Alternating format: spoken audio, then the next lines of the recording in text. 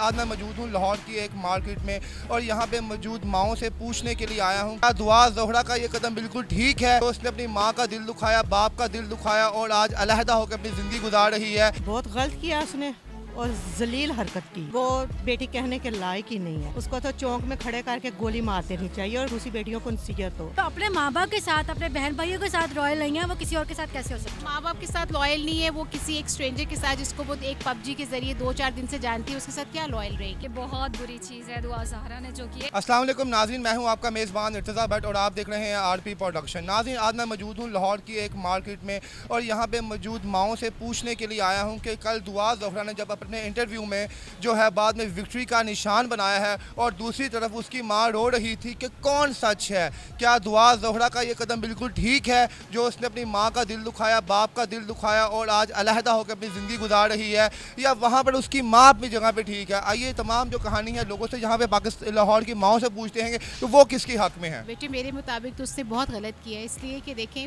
आप माँ बाप से जीत के कहीं भी नहीं जा सकते और जो भी चीज़ इस्लाम के, नेचर के और आपके रिलीजन के अगेंस्ट होती है उसमें आपकी विक्ट्री नहीं होती है।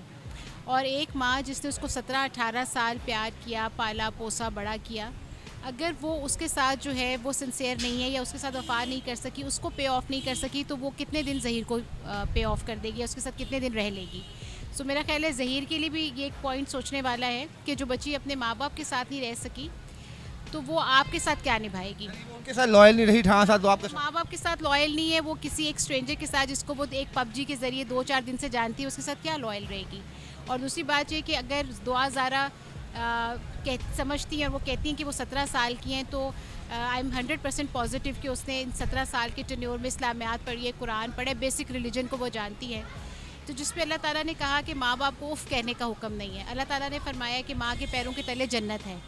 तो जब आप इन सब चीज़ों को क्रॉस करके जा रहे हैं तो इसमें ना तो विक्ट्री है, ना इसमें खुशी है और इसका अंजाम यकीनन बहुत बुरा है। देखिए जी, बात ये है कि ये बीइंग अ मुस्लिम हम ये समझते हैं कि ये उस बच्ची की जीत नहीं है, ये उस कल्चर की जीत ही है या वो आइडियोलॉजी जीती है जो बच्चों को ये नेगेटिव फीडबैक जहाँ से उनके माइंड में पुटअप किया जा रहा है कि आप अपनी मर्ज़ी से कुछ भी कर सकते हैं।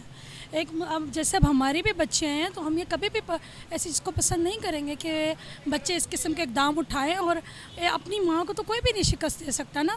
और सबसे बड़ी बात ये है कि अगर दुआ ने ये समझा है कि उसने अपने पेरेंट्स को शिकस्त दी है तो ये उसकी भूल है, और जो उसको साथ लेकर गया उस बच्चे से भी बहुत बड़ी भूल हुई है जिससे उसे पैदा किया, पाला पोसा। जब वो बच्ची उनके साथ लॉयल नहीं है तो वो कल किसी और के साथ भी जा सकती है। वालेकुम सलाम जी मैम, कल एक इंटरव्यू में दुआ ज़ोहरा ने और ज़हीर अहमद से जब इंटरव्यू पूछा गया तो एंड पे उन्होंने विक्ट्री का निशान बनाया। उन्होंने कहा मेरी जीत हो गई है और ऑफ कोर्स उनकी माँ की वहाँ पे हार हुई है। तो आपके मुताबिक उस लड़की ने सही किया अपनी माँ को छोड़ के और एंड पे जिस तरह वो जश्न मना रही है?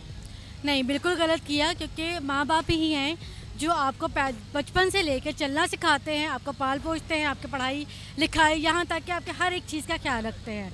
और माँ तो वहाँ ऐसी हस्ती है जो खुद जाकर अपने बच्चों का ध्यान रखती है और खुद भूखे रह के अपने बच्चों का पेट पालती है। तो ये चीज़ गलत है कि कह दे रहा कि मेरी माँ की हार हुई है, वो इसकी कम अकली है जो ये कह रही है कि मेरी माँ की हार हुई है। मैम, आपको लगता है कि 17 साल या 15 साल वो अपनी माँ के पास रही है, वहाँ पे उनके साथ लॉयल नहीं रही, तो ज़हीर अहमद के साथ क्या उसका रिश्ता लॉयल्टी में गुजरेगा? बिल्कुल नहीं। जो अपने माँ बाप के साथ, अपने बहन भाइयों के साथ रॉयल नहीं है, वो किसी और के साथ कैसे हो सकती है? ये सीधी सी मकाफाती अमल है और जो लोग दुनिया में ऐसे करते हैं वो दुनिया में तो ख्वार होते हैं कि साथ आखिरत में भी। ज़हीर अहमद के लिए आप क्या पैगाम देंगी जिसने एक घर घर को ही उजाड़ के रख दिया पूरे?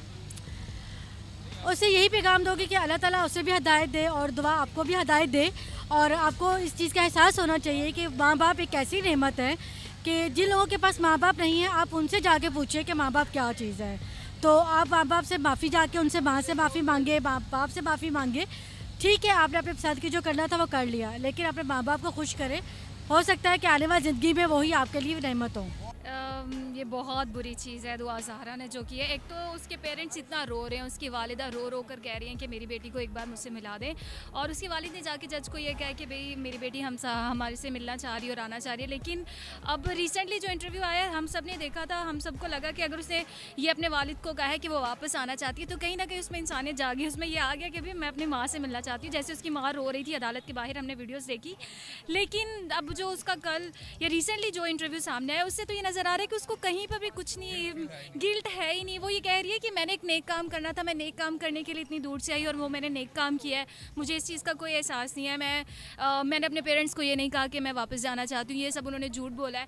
यानी कि पेरेंट्स हमारी इतनी तरबियत करते हैं, हमसे इतना प्यार करते हैं, इतना वक्त गुजारते हैं हमारे साथ, कहीं ना कहीं वो हमसे ये चाहते हैं कि हम उनके साथ सिंसियर रहें। या अगर वो हमारे सामने आके, अगर मेरी वालिदा या किसी की भी वो आके एक आंसू भी बहा दे तो हमारे दिल में यही होता है कि हमारे पेरेंट्स हैं, हम उनके लिए सब कुछ छोड़ सकते हैं। मतलब वो प्यार से मनाना ही नहीं चाह रही अपने पेरेंट्स को। जो उसने किया ठीक है, नेक काम है, निकाह करना कोई बुरी बात नहीं है, हलाल है, लेकिन जिस तरीके से उसने किया वो गलत है।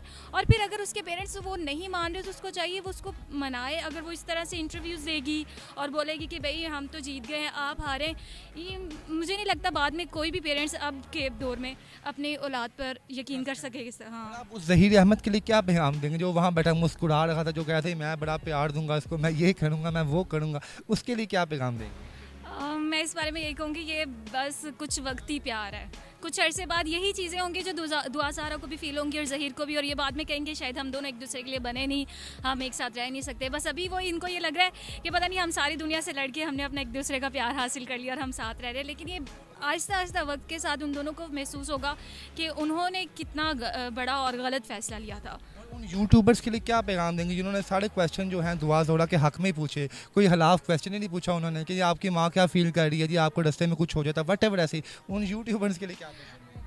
उनके लिए ये कि रेटिंग बढ़ाने के लिए या फिर कुछ व्यूअर्स हासिल करने के लिए उन्होंने ये किया। लेकिन मुझे लगता है उनको ये भी महसूस करना चाहिए कि मे बी उसके पेरेंट्स गलत भी हों, कहीं ना कहीं वो गलत कर रहे होंगे उसके साथ, लेकिन उनको कम से कम इतना एहसास दिलाना चाहिए कि पेरेंट्स फिर भी पेरेंट्स होते हैं।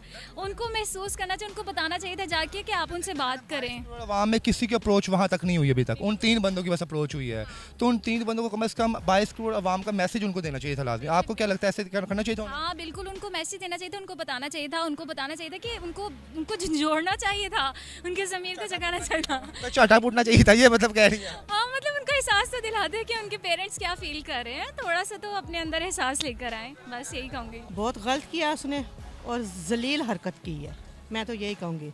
वो बेटी कहने के लायक ही नहीं है, उसको तो चौंक में खड़े करके गोली मार देनी चाहिए और दूसरी बेटियों को नसीहत हो। तो मैडम आपको क्या लगता है कि जो लड़की 16-17 साल अपने माँ बाप के पास रह के उसकी नहीं बन सकी, क्या वो अपने हस्बैंड की बनेगी? नहीं बनेगी, नहीं बनेगी, कभी भी नहीं बनेगी। वो उसको भी जलील करेगी, उसको उससे बेहतर कोई लड़का मिलेगा वो उसके पास चली जाएगी। और उस ज़हीर अहमद के लिए क्या पैगाम देंगे जिसने 7 समंदर पार एक लड़की को लेके आ गया, उसके घर वाले पीछे रो रहे हैं, तड़प रहे हैं? वो भी जलील है, उसको क्या दें, उसको घर में बहनें नहीं नज़र आई, अगर वो बहनों की तरफ नज़र करता तो ये हरकत कभी भी ना करता। जीत तो वालदा की हुई है क्योंकि बेटी ने गलत किया, उसे घर से भागना ही नहीं था चाहिए, उसे अपने घर वालों की मर्ज़ी से शादी करनी चाहिए थी। इसके लिए आप दुआ को क्या पैगाम देंगी आप?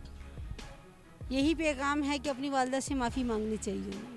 और ज़हीर को क्या कहेंगी आप जिसने भगा के शादी की है, इतनी दूर से लड़की लेके आया, उसको क्या कहेंगी? ज़हीर के घर में भी तो बहनें हैं ना, उनके साथ भी तो ऐसा हो सकता है, उसकी वालदा पे क्या गुजरेगी। उसकी हार हुई है, जाहिर है वो बहुत गलत उसने निशान वो बनाया है, जाहिर है उसकी कैसे जीत हुई, उसकी तो जीत नहीं हुई, उसने उसकी माँ को बोला है तो वो बहुत गलत बोला उसने। और मैडम आपको लगता है कि जिस तरह वो अपनी माँ को छोड़ के आई है तकलीफ़ में, दर्द में, आगे उसकी ज़िंदगी आसान होगी? बिल्कुल नहीं होगी, बिल्कुल नहीं होगी। उसको आप पता चलेगा माँ बाप क्या होते हैं, माँ बाप के अगर माँ बाप उसको दुआओं में रुखसत करते तो किस तरह करते, उसकी ज़िंदगी बात की अब उसको पता चलेगा कि कैसी होती है। और आप उस माँ को क्या पैगाम देंगे जो बड़ी तकलीफ़ में है, कर्ब में है? वो मैं उनको क्या पैगाम दे सकती हूँ, बेचारी अल्लाह ताला बस उनको सब्र दे, और क्या।